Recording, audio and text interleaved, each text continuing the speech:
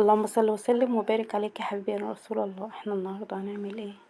الصينيه التحفه دي صينيه جلاش كده، حاجه كده ما شاء الله.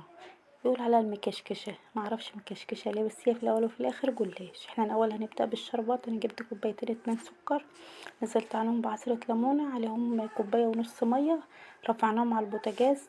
كده هروح على البوتاجاز، وجم لما بيطلع من على لما بنزله من على البوتاجاز بضيف له كيسين فانيليا.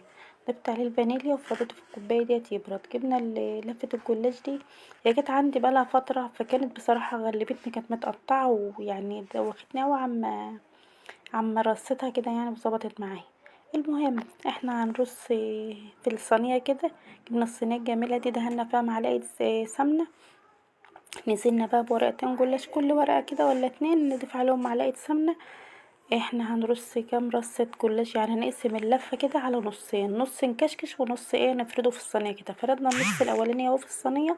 هنبدأ نكشكش الكشكشة بقى اللي هي المروحة اللي كنا بنعملها زمان من الورق كده. هنجيب ورقة الجلاش ونكشكشها كده زي ما انتم شايفين، ونرصها تبقى بالشكل التحفة ده. حاجة كده ما شاء الله. كوباية سمنة بقى وننزل عليها كده، حاجة كده ما شاء الله. اتأكد ان السمنة دخلت ما بين فتحات الجلاش كده.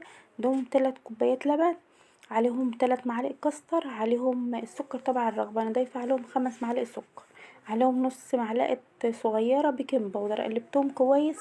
الجلاش طبعا راح معانا الفرن ورجع بالشكل التحفة ده ما شاء الله. احنا ملناش دعوة بيه، وراح ورجع لوحده. المهم ده راح، ده حطينا عليه الخلطة كمان الجميلة، وراح تاني الفرن ورجع. جينا بالشربات التحفة اللي بتاعنا البرد.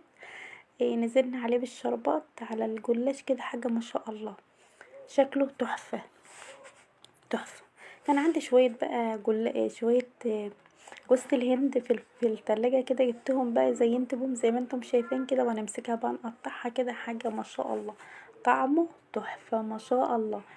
يعني انا مش هتصدقوا لو قلتلكم ان احنا خلصنا الصينية وعديت يوم وعملت صينية تانية.